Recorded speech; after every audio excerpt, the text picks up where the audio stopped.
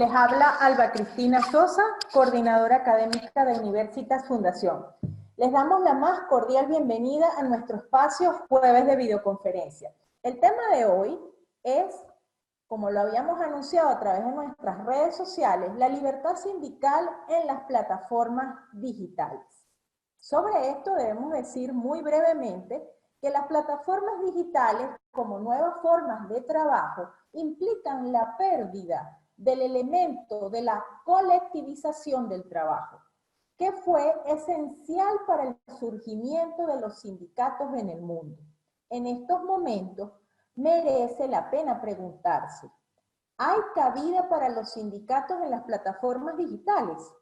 De ser así, ¿cómo deben ser estas organizaciones sindicales de plataformas digitales?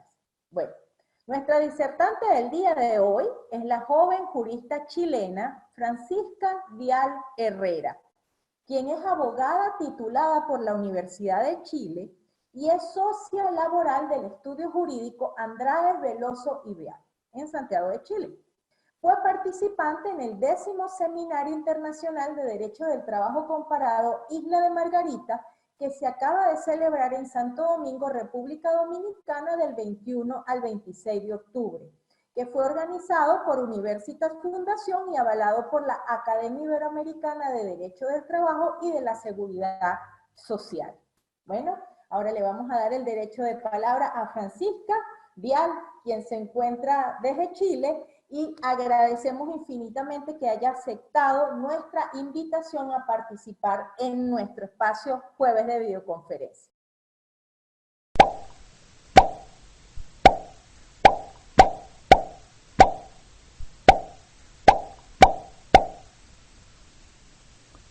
Muchas gracias, Alba. Muchas gracias por la invitación extendida también a Fundación Universitas. Un honor estar acá con ustedes. Y bueno, vamos a partir hablando de qué es esto de la libertad sindical en las plataformas digitales. En las economías colaborativas como son Uber, YouTube, Corner Shop y tantas otras que están partiendo y están desarrollándose en este país y en el mundo, corresponde preguntarse, ¿cuál es el futuro de los sindicatos? Si tienen cabida o no dentro de estas economías. ¿Y cómo deben ser estas organizaciones sindicales? Para responder estas preguntas, en esta charla trataremos de volver a los orígenes del sindicalismo, la razón y la forma en virtud de la cual fueron creados los sindicatos, para efectos de poder entender qué factores o sucesos fueron tan importantes para que fueran formados y se vayan desarrollando desde sus inicios hasta el día de hoy. ¿Por qué? Porque estas plataformas digitales cambiaron los paradigmas de los sindicatos. Y en ese sentido, cuando muchas veces no se ve una solución clara en el futuro, es bueno volver al pasado. Bueno, lo primero es lo primero, que es la libertad sindical. Al respecto, podemos decir en primer lugar que la libertad sindical es un derecho humano de segunda generación que puede definirse como el derecho de los trabajadores y de sus agrupaciones para organizarse y defender sus intereses comunes. Esta es la definición del profesor Gamonal. El catálogo de derechos fundamentales que comprende la libertad sindical son 3. Siempre se habla de lo que es el triángulo de la libertad sindical.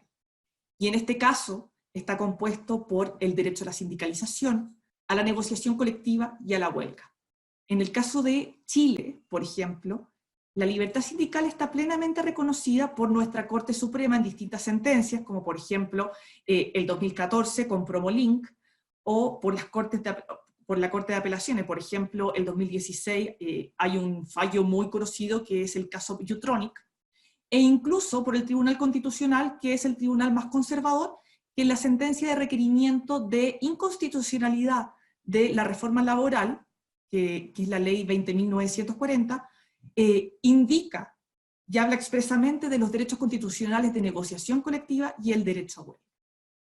Por otra parte, la libertad sindical está reconocida dentro de lo que es el convenio 87 de la OIT, que está ratificada por Chile y la mayoría de los países, hoy incluso supimos que estaba ratificada por México, y es protegida por un organismo internacional especializado y exclusivo como lo es el Comité de la Libertad Sindical, perteneciente a la OIT. Bueno, habiendo dejado claro qué es lo que es la libertad sindical, pasemos entonces a ver cuáles son los orígenes del sindicalismo. Y a este respecto hay que decir que el sindicalismo tiene sus orígenes en el siglo XIX, que en los primeros años se desarrolló como un societaritarismo, en virtud del cual los trabajadores se organizaron mediante la creación de sociedades obreras por oficio y localidades, tanto por lugar como por qué era lo que ejercían. Por ejemplo, los orfebres o por ejemplo los tejedores, sobre todo en lo que era la Inglaterra, para defender sus intereses en lo que especialmente destacaban las sociedades de ayuda mutua. ¿Cuál era la finalidad de esto? Era una finalidad meramente asistencial, más que de organización, de salud y cesantía sobre todo, y además de prestar asesoría legal a sus miembros. Luego de esta etapa de societaritarismo, encontramos las primeras organizaciones, que sin derecho a negociar colectivamente, tratan de comenzar a cubrir infinitas necesidades de la naciente clase proletaria. Y después aparece una segunda etapa, que es el sindicalismo de los trabajadores calificados. ¿Qué es este sindicalismo? Es una acción colectiva mucho más directa, que solamente en un principio comprendía a los trabajadores de mayor formación y mayor preparación, y que eran partidarias de la conciliación y el arbitraje, y eran poco proclives, digámoslo así, a la huelga. Sin embargo, igual existía huelga en dicha etapa. Y a fines del siglo XIX, ya aproximadamente en 1890, aparece el nuevo sindicalismo que comprende también a los trabajadores no calificados, y con esto una acción mucho más directa. Luego ya en 1919 se legitiman los sindicatos mediante la creación de la OIT, junto con el Tratado de Versalles, y además comienzan a ser reconocidos poco a poco por las legislaciones internas de los distintos países, que al principio los perseguían, y después ya los reconocen y le empiezan a otorgar estos derechos, hasta lo que actualmente se conoce como el desarrollo de la libertad sindical. Ahora bien, cabe señalar que con los regímenes totalitarios, que por ejemplo sucedió en Chile en 1973, desaparecen los sindicatos y empiezan a ser perseguidos. Y eso también se replicó en diversos países de Latinoamérica. Y vuelve todo lo que es la organización sindical una vez que se vuelve a instaurar la democracia. Ahora bien, si en toda la historia de la humanidad han existido abusos contra los más débiles, contra los trabajadores más oprimidos, ¿por qué? Y nace la natural pregunta, ¿por qué recién en el siglo XIX se forman los sindicatos? En este caso, corresponde tomar la palabra de Óscar Hermídas, que indica, parafraseándolo, que por primera vez en la historia se conjugan, por una parte, la libertad jurídica de todos los individuos, y por otra, la posibilidad de aplicar derecho de propiedad a los medios masivos de producción y financiación. Y en este caso aparece la revolución industrial, en cual se produce en masa y además se acumula capital igualmente en masa. Y en tales circunstancias los poseedores de estos medios contrataban el trabajo humano también en masa. Trabajo humano que carecía de estos medios y de este capital acumulado. Y en ese sentido, por primera vez, la mano de obra laboraba en gran número y convivía durante la mayor parte del día conjuntamente. Entonces encontramos tres causas del por qué se forman los sindicatos. En primer lugar, porque hay abusos a la clase trabajadora. Extensas jornadas de trabajo, sin descanso semanal, sin vacaciones, trabajo pesado para mujeres embarazadas, trabajo infantil, etc. Abusos habían millones. Y siguen existiendo, por supuesto. El segundo factor importantísimo es la colectivización del trabajo. Este término es muy importante, que es que producto de la gran escala de la economía, que es por la división y la subdivisión del trabajo, por esta economía fordista y taylerista, es que los trabajadores se acoplan dentro de las industrias, y en ese sentido se empiezan a ver, se empiezan a conocer, y empiezan también, en ese caso, nuestro tercer factor, a tomar conciencia de lo que son sus necesidades e intereses comunes. Y es cuando aparece esta conciencia que ya encontramos que existen los sindicatos y nacen con fuerza. Ahora bien, vamos a pasar a hablar de lo que pasa con las economías colaborativas, que para eso estamos acá, o las plataformas digitales. Porque, ¿qué tiene que ver los inicios de los sindicatos con las economías colaborativas? Muchos se preguntarán. Tales como Uber, como Rappi, Cabify, Corner Shop, YouTube incluso, entre otros, miles y miles más que aparecerán, porque esto es algo que viene y no se va a ir. Bueno, efectivamente hay que hablar que acá hay un cambio de paradigma, que desde fines del siglo XIX hasta el día de hoy, existía lo que era una economía fordista-tailerista agrupada en industria, pero ahora ya esto no es así. En primer lugar, la primera dificultad que encontramos es que todavía no está definido si es un contrato autónomo, un contrato de trabajo, pero no me voy a detener en eso porque podríamos pasar semanas hablando sobre el tema sin llegar a ningún puerto. Ese es tema para múltiples otras charlas de acá. En segundo lugar, nos encontramos ante la disgregación de los trabajadores. Se pierde la colectivización que vio nacer a los sindicatos. Y en dicho sentido, ya no existe un espacio geográfico que aproxime a quienes están en una situación similar, sino que cada uno está en su vehículo, por ejemplo en Uber y Cabify, o están en su bicicleta, como es en Rappi, Uber Eats, Pedidos Ya, o en la comodidad de su hogar, por ejemplo los youtubers. Y así, entonces, ya no encontramos esta colectividad que antes existía y por la cual se formaban los sindicatos. En tercer lugar, no tenemos idea, se ha perdido la noción de quién es el que representa a la empresa, con quién se puede trabajar, con quién uno está trabajando, con quién uno se puede sentar a negociar. En este sentido, de manera nunca antes vista, se aleja el empleador o el prestador de servicios, según sea que lo consideren, de sus trabajadores, sean estos autónomos o dependientes. Hay una deshumanización. Por otra parte, tenemos problemas con la incidencia efectiva. ¿Qué es la incidencia efectiva? Se preguntarán. En palabras de Supiot, es la identidad de los trabajadores. Las categorías más abstractas son capaces de suscitar sentimientos en las personas. Y estos sentimientos los podemos clasificar y calificar. Y en este caso, tenemos que hablar, ¿existe en estas economías colaborativas, en estos trabajadores autónomos o dependientes, un sentimiento de pertenecer a una clase proletaria digital? ¿Y quiénes son estas personas? ¿Quiénes están trabajando a través de esta economía colaborativa? Encontramos que hay cesantes, jubilados, a puertas de jubilar, inmigrantes, muchas veces incluso sin documentación, en algunos países incluso menores de edad. También hay personas que ejercen funciones unas cuantas horas, cuando quieren, porque quieren, en múltiples plataformas, de repente en una sola.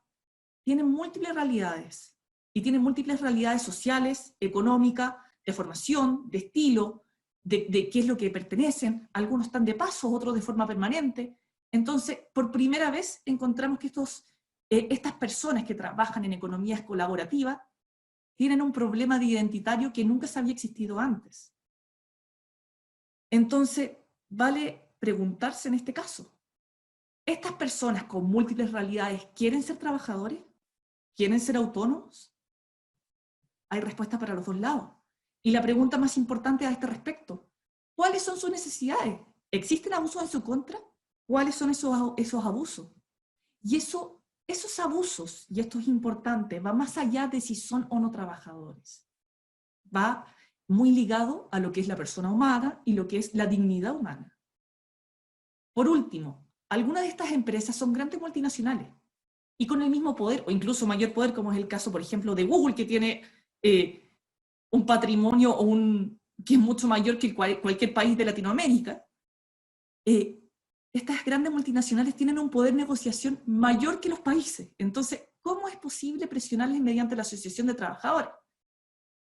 Entonces, esas son las dificultades que encontramos para los sindicatos. Bueno, haciendo una mirada actual de los sindicatos de plataforma, vamos a hablar del caso chileno ahora. En septiembre del 2019 se crea en Chile el primer sindicato de Uber, con 50 conductores. Y basa su demanda en las restricciones y condiciones que pone Uber para su aceptación o su despido sin derecho a apelación ni indemnización. Más que nada buscan convertirse en trabajadores. Más, hay que decirlo y reconocerlo, que un sindicato de 50 conductores dentro de un universo que tiene miles, Es un sindicato de muy baja representatividad y convocatoria. Pero ahora merece la pena compartir y comparar con lo que es el sindicato de YouTube, con más de 25.000 afiliados. Ese es un sindicato importante, uno dirá. Pero acá viene lo interesante. A los youtubers no les interesa que los traten o no de trabajadores. Les interesa otra cosa. Les importa conocer los algoritmos y cuáles son las reglas del juego para tener estos algoritmos. O sea, quiere que las reglas sean claras para efectos de que no se vean mermadas sus ganancias. ¿Qué es lo que pasó? Preguntarán. Bueno, Google tiene una importante fuente de ingreso en consideración a estos youtubers. Más este año, modificó los algoritmos de búsqueda de tal manera que algunos youtubers empezaron a ganar menos dinero, ya que no conocían la explicación de cómo funcionaban los algoritmos. Entonces, ¿qué son los algoritmos? Son los programas de búsqueda en virtud del cual aparece uno primero, uno después, aparecen los distintos órdenes. Entonces, ¿qué hicieron los youtubers? Se organizaron, y una organización que tuvo una gran aceptación, y trataron de sentarse a negociar con Google, porque entendieron cuál era el primer problema, de que no sabían quién era la persona con quien tenían que negociar. O sea, ni siquiera tienen claro eso. Más la empresa se negó y Google no quiso sentarse a negociar, así que estamos todos a la espera. Esto fue en octubre de este año, así que es historia en desarrollo, pero estamos todos pendientes de qué es lo que va a pasar con el sindicato de youtubers. Bueno, y también merece la pena revisar lo que es el caso danés, que en 2018 firmó el primer convenio colectivo entre lo que es una plataforma digital y un sindicato. Y aunque vale señalar que Dinamarca no es muy representativo del mundo y Latinoamérica, tiene una tasa de sindicalización del 46%, es otro mundo. Pero la gracia del sindicato danés es que negociaba distintas cosas, donde trataba a ciertos trabajadores autónomos como freelancer, y tenía mecanismos propios de conversión a trabajadores dependientes. Bueno, ahora vale señalar cuáles son las soluciones. Y como bien dice el refrán también, hay que tener en claro algo: la necesidad es la que hace el órgano. Pero parece en estos momentos que son los sindicatos, o sea, es el órgano quien quiere hacer la necesidad y quiere crear la necesidad de convertir a trabajadores a estos autónomos, que pareciera que muchas veces no quieren ser autónomos. Se escucha en todo el mundo que los sindicatos piden a grito la fórmula mágica legislativa que lo va a solucionar todo, convirtiendo a estos colaboradores de plataforma en trabajadores dependientes y asalariados. Pero eso es al más puro estilo fordista. Más hay un problema, que son los mismos colaboradores que no tienen esa necesidad porque no tienen esa intención, no la conocen o no la conectan. Ellos mismos no quieren ser trabajadores en muchas oportunidades y están completamente felices con ello. Más tienen otros problemas, y esos son los problemas que hay que atacar en este momento. Las necesidades, en el caso de las plataformas digitales, existen. Hay cientos de necesidades, es cosa de hablar con estas personas. Y en ciertos casos incluso existe peligro a la dignidad humana, toda vez que hay trabajadores autónomos que se autoesclavizan mediante estas plataformas, inmigrantes que ponen en riesgo su salud trabajando 14, 16 horas diarias. Y uno dirá, ¿cómo puede ser esto? Subcontratación irregular, que nadie controla ni sabemos bien cuáles son las consecuencias. Es decir, que hay un dueño de un auto que subarrienda dicho auto para que hagan el Uber y recibe una comisión, pero no sabemos a qué costo y cuáles van a ser las consecuencias de eso. Incluso es más, en ciertos países los repartidores de Rappi son colegiales menores de edad, siendo que el trabajo infantil se encuentra abolido. Entonces, efectivamente nos preguntamos, ¿cuáles son las consecuencias y cuáles son los peligros a la dignidad humana que están existiendo? En ese sentido, ya hay que agregar que son los mismos excluidos laborales, los que antes no encontraban trabajo, los que son los primeros en incorporarse en estas plataformas digitales, como son, por ejemplo, los jubilados, los inmigrantes o las poblaciones que tienen algún, no sé, por ejemplo, las poblaciones indígenas en algunos países. Ahora bien, en razón a lo expuesto es que se debe entender que las condiciones cambiaron los paradigmas. Y con ello también, necesariamente, cambiaron los sindicatos. No pueden regir las mismas reglas y discursos fordista, tailerista de un sindicato en una industria para lo que es un sindicato en una plataforma digital. Deja de importar el aguinaldo, por decirlo de alguna manera, deja de importar el bono de vacaciones, el regalo de fin de año y la fiesta de fin de año, y comienza a ser relevante cosas tan extrañas como el algoritmo. Y ello debe empezar a ser oído por las organizaciones, que es como lo que está pasando con YouTube, y por eso también es importante traerlo a colación. Además, por otra parte, la necesidad existe. Es decir, como dijimos anteriormente, la necesidad crea el órgano, y la necesidad existe. Más la necesidad tal vez no sea en convertirlo en trabajadores, sino que la necesidad es la dignidad humana. Y si no son los sindicatos, ¿va a haber otro órgano que supla dicha necesidad? ¿Ello se quiere? ¿Es conveniente? Siendo que tenemos todos los convenios de la OIT, tenemos toda la regulación de los distintos países a medida como traje de desastre para los sindicatos. Por supuesto queremos que los sindicatos sean los que suplan dichas necesidades. Debe advertirse también que a nivel mundial las organizaciones sindicales están cada vez más desacreditadas, y eso también pasa con muchos otros organismos, por ejemplo, congresos de distintas partes del mundo, presidencias, para qué decir. Y por ello también se necesita lo que es un lavado de imagen, y por qué no decirlo que también se suman a lo que es el carro de las economías colaborativas de una manera un poco más renovadas. Y bueno, ¿cómo deben ser estas organizaciones sindicales? Corresponde acá traer a colación lo que indica Fernando Fita Ortega de España. Estamos hablando que estas economías colaborativas son empresas multinacionales gigantescas del tamaño de un país. Entonces, la representación sindical no puede ser menos, también tiene que ser una representación transnacional. Eso es lo que plantea. Se tiene que también ampliar la representatividad de la OIT, porque justamente puede existir un problema de que la OIT está hecha para lo que son los trabajadores dependientes. Y acá en las economías colaborativas todavía estamos en la duda si son dependientes o no son dependientes. Y efectivamente, o sea, existen tantas economías y van a existir tantas otras plataformas y tipos de plataformas que esto está recién empezando. Por otra parte, también se tienen que fijar mínimos internacionales. Y estos mínimos internacionales pueden ser, por ejemplo, una mínima remuneración por hora conectado u otra cosa. Pero eso, o también pueden ser un mínimo internacional la cantidad máxima de horas conectado de cada uno de estos trabajadores. Se tiene que ver caso a caso. Y por otra parte también es interesante pensar cómo podría ser la huelga, que es parte de esta libertad sindical. ¿Es una huelga global? ¿Es una huelga como un apagón? ¿Es una huelga a qué nivel? ¿Incluso se podría hackear una plataforma? ¿Cuál es el alcance de la huelga? Tenemos que empezar a plantearlo. Y por otra parte, y esto es importante y está dicho por la OIT, es el derecho de la información de los sindicatos de forma tanto activa como pasiva. ¿En qué sentido pasiva? En que los sindicatos tengan la posibilidad de contactarse con sus afiliados de la plataforma, que tengan la posibilidad también de saber quiénes son las personas de la plataforma. En general, hay que volver a pensar el sindicalismo para estas plataformas digitales, toda vez que no está fácil el asunto. ¿En qué sentido? Que cambiar los paradigmas ha cambiado las reglas del juego, y con eso también tienen que cambiar los sindicatos, queramos o no. Y eso es todo lo que tenemos que decir para esta charla. Muchas gracias.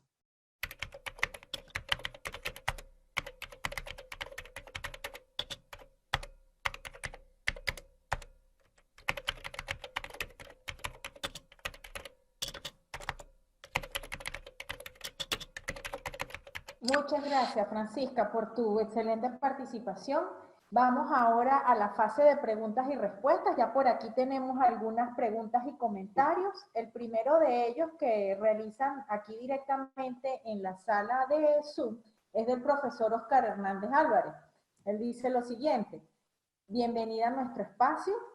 Para Universitas es muy grato que alumnos de nuestros seminarios participen como expositores en nuestras actividades. Muy interesante tu conferencia. Pregunta: ¿crees que estas nuevas modalidades de prestación de servicios tienen alguna influencia en la crisis social que está planteada hoy en Chile? La verdad es que no. Esto es un poco polémico tal vez. Estas plataformas digitales para la crisis social de hoy en Chile vienen a ser una solución. Como abogada laboral que represento a las empresas, lamentablemente me estoy dando cuenta de la cantidad de puestos de trabajo que se van a destruir en consideración a la destrucción que existió. Y esas personas tienen que realizar alguna otra función y tener otra fuente de ingreso. Y estas economías colaborativas que tienen una entrada más libre vienen a ser una solución que antes no existía para una situación de excepción. Y en ese sentido, por supuesto que tienen necesidades, pero siendo sincera, creo que lo que viene en Chile en cuanto a aumento de cesantía, quiero ser bien responsable con mis palabras, no sabemos de qué magnitud van a ser los despidos, o sea, pueden ser pocos o pueden ser muchos, pero sean que sean 2 o sea que sean miles, estas economías colaborativas van a venir a un poco solventar a estas personas que queden sin trabajo, y que incluso en este momento me han tocado más de un Uber y Cabify que me ha dicho que se encuentra sin trabajo porque su empresa se encuentra clausurada, entonces está aprovechando de hacer estos viajes. Puede ser un poco polémico. Bueno, muy bien. Vamos con la siguiente intervención, que la hace Marta Hernández desde Argentina. ¿Habrá sindicatos que estén asomándose a este nuevo mundo de la tecnología? En muchos países de Latinoamérica siento que hay mucha resistencia al cambio. ¿Opina? Efectivamente, concuerdo totalmente. ¿Qué es lo que pasa? Que el sindicato sigue con el mismo paradigma, que solo representa a trabajadores y si no son trabajadores todavía no sabe qué hacer. Entonces se ha olvidado que el sindicato, antes que todo, es una organización que defienda a las personas, más allá si son trabajadores o no, tienen un deber social importantísimo. Ahora bien, tienen que transformarse. Efectivamente, tal vez en unos inicios eran para solamente los trabajadores, ahora tienen que transformarse y tienen que defender otras cosas. Tienen que defender un poco la dignidad humana de las personas que tienen abusos, de repente abusos autoimpuestos. Y también tiene que transformarse y defender ciertas cosas que parecieran ser injustas, porque las necesidades existen. ¿Qué es lo que pasa? ¿Por qué hay menores de edad trabajando en algunos países? Eso cabe preguntarse. Muchas gracias. Saludamos a la profesora Keta Stephanie, que está por allí, acaba de entrar. Saludos, profe. Bueno, por acá Juan Carlos Pérez escribe lo siguiente. La globalización entonces se hace evidente a través de la tecnología y precisamente el auge del trabajo digital. El contexto de los derechos con respecto a qué colectividad. Estoy tratando de leer lo mejor posible, entender la idea. La OIT influirá en la regularización de la realidad que en este caso son los cibertrabajadores. Y además te felicita por tu exposición. Bueno, muchas gracias por las felicitaciones. Justamente junto con la reinvención de los sindicatos, la OIT también necesita reformarse. Uno cuando lee los tratados internacionales ve ciertas ideas generales que son aplicables, pero sin embargo pareciera que quedaron viejos, que quedaron antiguos. Y es justamente la OIT, con su carácter tripartito que tiene por un lado a los gobiernos, por otro lado a los empresarios y por otra parte a las organizaciones sindicales, que también requieren reformarse porque son organizaciones sindicales que están dirigidas a los trabajadores, más no a estas personas que todavía no se sabe si son autónomos, que son trabajadores, etcétera, y que representan una nueva realidad que en 1919 con la OIT no existía. Entonces, efectivamente, la reestructuración acá no es solamente del sindicato, sino que también de todo lo que es el organismo internacional, que recién este año está entendiendo lo que son las economías colaborativas, y recién este año también está propugnando medidas como activas para actuar con estas economías colaborativas. Más antes parecía que estaba en un letargo. Bueno, Estaba tratando de, ¿cómo decirlo? Estaba tratando de entender qué eran estas economías colaborativas. Yo creo que es algo que es súper válido y que todos estamos tratando de hacerlo. Como es un fenómeno nuevo, no es tan fácil. bueno, por acá la participante Jacqueline no nos dice su apellido y de dónde nos escribe. Dice lo siguiente: buenas tardes. Más allá de que los trabajadores de las plataformas no quieran ser trabajadores dependientes, esa prestación de servicios genera beneficios para las empresas y esos trabajadores tienen derechos. Los derechos dependen de la percepción o deseo de las personas, se pregunta. ¿Y qué pasa con los sistemas de seguridad social que tendrán que dar prestaciones a trabajadores que no han aportado? ¿Qué pasa con el tema de la salud ocupacional? Efectivamente, bueno, esta es una pregunta grande. Si uno se pregunta, y Jacqueline tiene mucha razón, ¿depende del deseo de las personas los derechos? Bueno, esa es una gran pregunta, pero hay que responderla desde dos ópticas. Una, que es la óptica estatal y legislativa, que eso es una discusión gigantesca, que ahí yo creo que puede tener lugar la discusión de Jacqueline. Pero otra es la óptica del sindicato propiamente tal. El sindicato es un representante de sus bases, y en ese sentido es un representante de sus necesidades. Y cuando es un representante, para que un representante sea válido, tiene que ser un representante que sepa cuáles son las necesidades que quieren las personas. Es lo mismo que pasa, por ejemplo, en una marcha, que por ejemplo lo que estamos viviendo en Santiago de Chile. Están pidiendo un cambio de constitución, y el presidente está diciendo, no queremos un cambio de constitución. Pero siguen las personas señalando que quieren este cambio de constitución. En ese caso, ¿puede el presidente llegar y decir, no, en verdad la gente no sabe lo que quiere? Es un poco eso. Ahora bien, es una discusión que tiene hartas aristas. Acá hay que volver a lo que habíamos dicho antes. Uno de los factores por los cuales se originaron los sindicatos, volviendo a los orígenes, a 1890, es que los trabajadores empezaron a identificarse como una clase proletaria obrera. Y como clase proletaria obrera, comenzaron a identificar sus necesidades. Entonces, ¿cuál es el problema? Volviendo a los orígenes, fueron los mismos trabajadores proletarios los que dijeron mis necesidades son A, B y C. Y en este momento, los trabajadores de plataforma digital no se reconocen como una clase proletaria digital. En ese sentido, tampoco dicen mi necesidad de ser un trabajador. Entonces, resulta un poco contradictorio, hablando también que hay un cambio de paradigma y que hay un inicio, de que efectivamente el sindicato sepa qué es lo que necesita los trabajadores autónomos que al parecer no lo quieren. Es una opinión, por supuesto. Pueden haber miles más. Por otra parte, lo de seguridad social es sumamente importante. Los trabajadores de plataforma, volviendo también a lo que es la identidad, no tienen una identidad definida.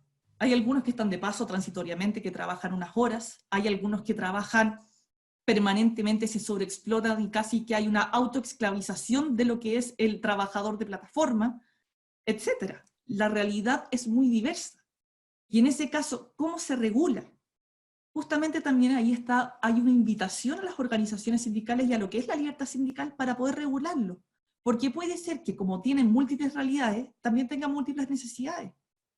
En ese caso, por ejemplo, lo que era el caso del sindicato danés, que tal vez pasé muy rápido, era bien entretenido que el mismo convenio colectivo era el que establecía los factores de conversión de freelancer a trabajador dependiente. ¿Y cuál era ese factor de conversión? Un número de horas que ejercía el freelancer, y después de un número de horas arbitrariamente puesto, pero que era convenido por ambas partes, se convertía en trabajador.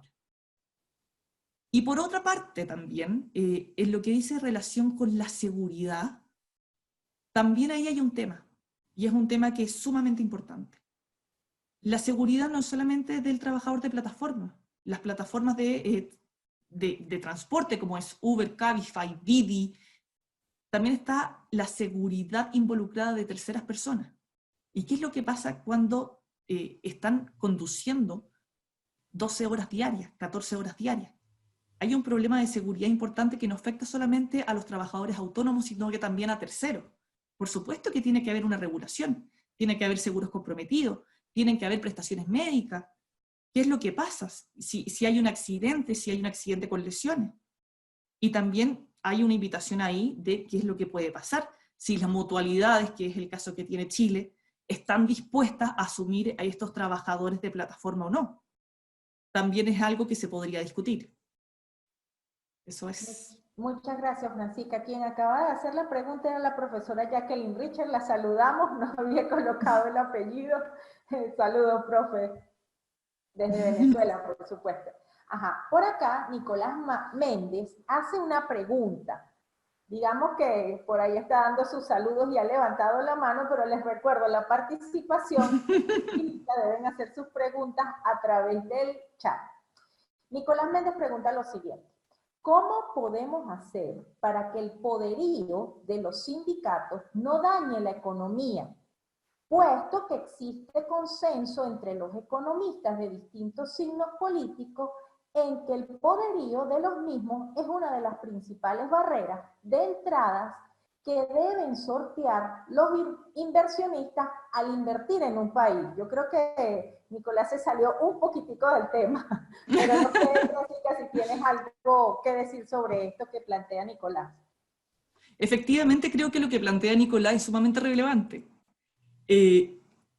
Un sindicato siempre quiere que se mantenga la empresa con las mejores condiciones para las personas que representa, pero siempre velan por lo que es la mantención de la empresa, porque si no es el peor negocio para todos. Así es por lo menos el sindicato que debiera ser. También justamente hoy día apareció que Uber seguía con pérdidas millonarias después de 10 años de haber aparecido. Entonces estamos hablando que son plataformas digitales que a pesar de ver muy solvente, muy poderosas, con un poder de negociación gigantesco como del tamaño de un país, que aún así uno ve que tienen pérdidas, que son startups con pérdidas todavía. Y en ese sentido no deja de ser relevante cómo son las negociaciones. Efectivamente, si convierten a todos en trabajadores, que es lo que le pasó, por ejemplo, a Uber en California, Estados Unidos, los costos se disparan y Uber tiene que empezar a decidir. Nos vamos de California, nos quedamos, etc.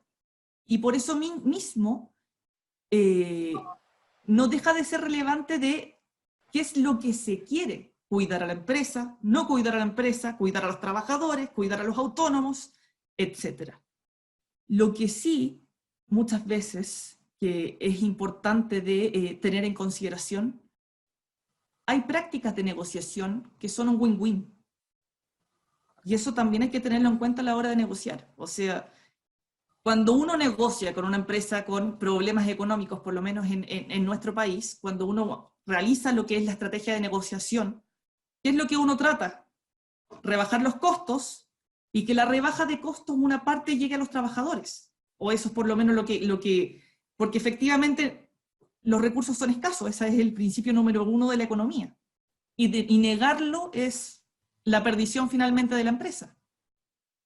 Ahora bien, justamente por los costos tan bajos de estas plataformas, es que, perdón, no los costos, sino que los precios tan bajos que tienen estas plataformas, es que no presentan grandes ganancias y todavía no han podido dispararse a lo que es la bolsa. Pero lo importante es que cuando hay ganancia, hay utilidades de todas estas empresas, que efectivamente exista una redistribución de dichas ganancias dentro de lo que son los colaboradores o los trabajadores dependientes, dependiendo de lo que sea el caso. Pero eso sí que es discutible, eso es algo completamente propio de cada una de las organizaciones sindicales, de cada uno de los trabajadores, qué es lo que se quiere. Muchas gracias, Francisca. Por acá, Jairo García Méndez, de Venezuela, uno de los directivos de Universitas Fundación, a quien saludamos, pregunta lo siguiente: ¿por qué seguir hablando de sindicatos La respuesta al desafío de las plataformas digitales debe ser la era digital. ¿Cuáles podrían ser las características de estas organizaciones defensoras de los trabajadores colaborativos? No tienen que ser altamente tecnificados, sofisticados. Los sindicatos tradicionales podrían ser inadecuados, perjudicar más que beneficiar. ¿Qué opinas? Excelente planteamiento del desafío del derecho colectivo del trabajo. Bueno, ¿por qué uno habla de sindicato y no otras organizaciones? Porque toda la legislación, todo el sistema está hecho para el sindicato. Pero efectivamente, y esto es una idea sumamente personal, la necesidad crea el órgano, vuelvo a repetir, y la necesidad existe. Y si el sindicato no la toma, la va a tomar otra organización, que también va a tener una representación transnacional, va a ser una representación distinta. Y también vale la pena preguntarse, ¿es preferible o no es preferible los sindicatos? A mi modo de ver, por la función de redistribución de los ingresos que tienen los sindicatos intrínseca y porque tenemos todas las organizaciones internacionales para protegerlo y las legislaciones aplicables, sí lo son. Los cambios, por supuesto, en lo que son las legislaciones, son menores, es un maquillaje.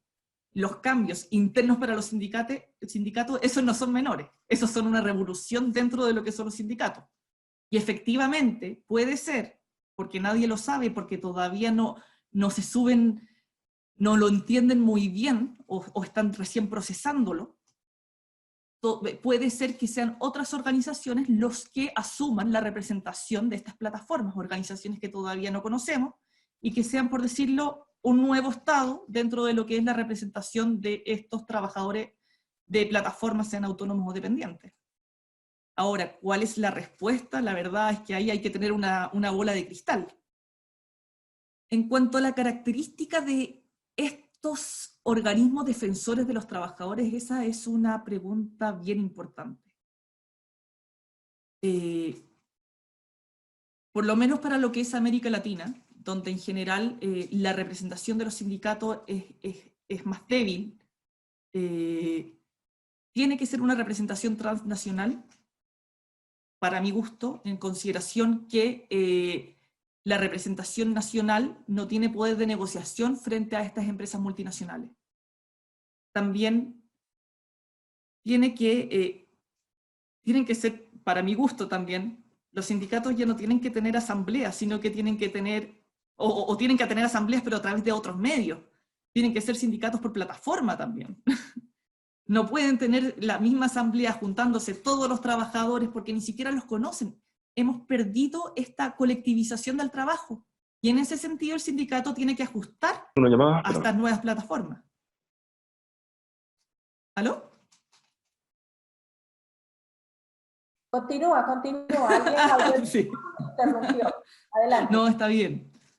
Entonces, justamente es eso, es que se tienen que ajustar a lo que es estas nuevas tecnologías. Son organizaciones que estamos recién pensándolas y recién ideándolas. Es difícil decir el sindicato tiene que ser de una u otra forma, o la organización tiene que ser de una u otra forma. Pero sí, por lo menos en lo que es América Latina, una organización de 50 trabajadores no es absolutamente nada ante un monstruo multinacional como es un Uber, que por mucho que tenga pérdidas, aún así no tenemos ni siquiera idea de qué es lo que hay que negociar. Y eso es lo otro que creo que es súper importante.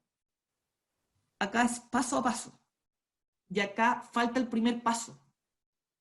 Que YouTube, creo que es el único que lo ha entendido, es saber con quién se va a negociar.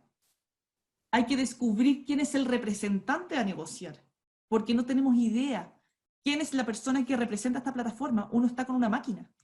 Hay una deshumanización a tal nivel que lo primero que tiene que ser cualquier organización de representación de estas personas que trabajan en plataforma es saber quién es su contraparte. Si no, ¿de qué estamos hablando? Gracias, Francisca. Por acá, lo que parece ser la última intervención o pregunta la hicieron a través de Facebook, Jacinto García Flores. Felicidades a Francisca Vial por tan excelente exposición. Dos preguntas. A nivel latinoamericano, La cuarta revolución industrial que día a día se hace presente, ¿cómo afectará a los trabajadores y al derecho del trabajo? La otra pregunta, ¿los convenios de OIT podrán revertir los efectos negativos que nos has mencionado? Un saludo con afecto y respeto. Bueno, es una gran pregunta, la verdad. Voy a partir por la segunda. ¿Los convenios de la OIT podrán revertir los efectos? Los convenios de la OIT son lo más variado habido y por haber. Hay principios fundamentales y unas directrices fundamentales que, por ejemplo, encontramos en lo que es la Declaración de Filadelfia, que es que el trabajo no es una mercancía, o efectivamente el derecho a asociarse, y que justamente el asociarse contribuye a lo que es el desarrollo humano. En ese sentido, tal vez más que tratados específicos, más que un tratado de lo que es la igualdad de remuneraciones entre hombre y mujer, o tratados que son específicos para ciertos lugares industriales, lo que sí ayuda son los principios generales y transversales de todos estos tratados. ¿Que pueden ayudar? Por supuesto que sí. Incluso es más, debe ser nuestra base, y es la base histórica que tenemos para defender lo que siempre es la dignidad humana, que es lo principal. Ahora bien, ¿son suficientes? Eso es otra pregunta. Tal vez no. Tal vez se requieren nuevos tratados. Pero eso también creo que solamente el tiempo nos lo va a decir. Perdón, Alba, ¿te podría pedir que me repitieras la primera pregunta? Sí, cómo no. La primera pregunta era, a nivel Latinoamérica, la cuarta revolución industrial que día a día se hace presente, ¿cómo afectará a los trabajadores y al derecho del trabajo? Esa sí que es una gran pregunta. ¿Cómo se afecta al derecho del trabajo? Tal vez lo revolucione entero. Tal vez sea tanta la revolución como lo fue esta forma de trabajo taylorista-fordista que reemplazó a los gremios y que finalmente dio nacimiento a lo que son los códigos de trabajo en todo el mundo. Pero tal vez no sea necesaria tanta transformación. Y muchos de los principios que encontramos, sobre todo a nivel de principio prooperario, de lo que es la condición más favorable, el principio de protección en general, sea posible mantenerlo. Y creo que justamente, al igual que la segunda pregunta, hay que mantenerlo como una línea transversal a lo que sería esta nueva legislación para estos trabajadores de plataforma. Y por otra parte, es necesaria una legislación, porque creo yo, y acá esto es una opinión bien personal, no creo en las soluciones binarias. Acá yo no creo que exista una solución blanca o negra. No es que todos sean trabajadores o que todos sean autónomos. ¿Por qué? Porque las economías colaborativas es una historia en desarrollo. Existen cientos de tipos de economía colaborativa. Hay paseadores de perro, hay abogados que prestan servicios por economías colaborativas. Pero también hay muchos otros servicios que todavía no lo conocemos, que van a ser prestados a través de esta forma. Y uno, con una fórmula binaria, ¿qué va a hacer? ¿Va a detener el crecimiento inevitable de estas economías colaborativas? Entonces, efectivamente, creo que hay que empezar a buscar otras soluciones. Y creo, en ese caso, que más que esta fórmula binaria de son trabajadores o no son trabajadores, sí podríamos encontrar lo que en la libertad sindical y en los sindicatos, que sean los mismos trabajadores los que negocien con estas plataformas. Ahora bien, todo esto todavía es especulación y todavía es historia en desarrollo. Bueno, por acá tenemos un comentario de Javier Juan Caguarí, no sé si lo pronunció bien, de Lima, Perú, que nos indica excelente exposición.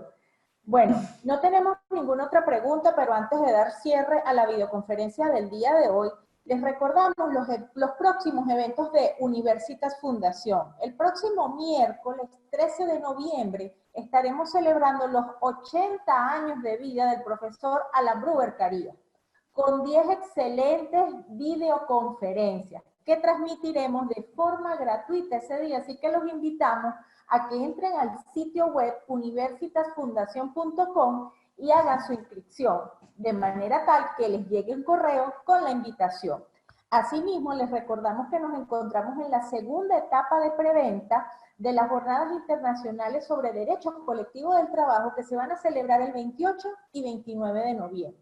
Vamos a contar con la participación de 16 especialistas en derecho laboral de Iberoamérica que nos hablarán sobre temas actuales del derecho colectivo del trabajo. Igualmente pueden ubicar la información en nuestro sitio web.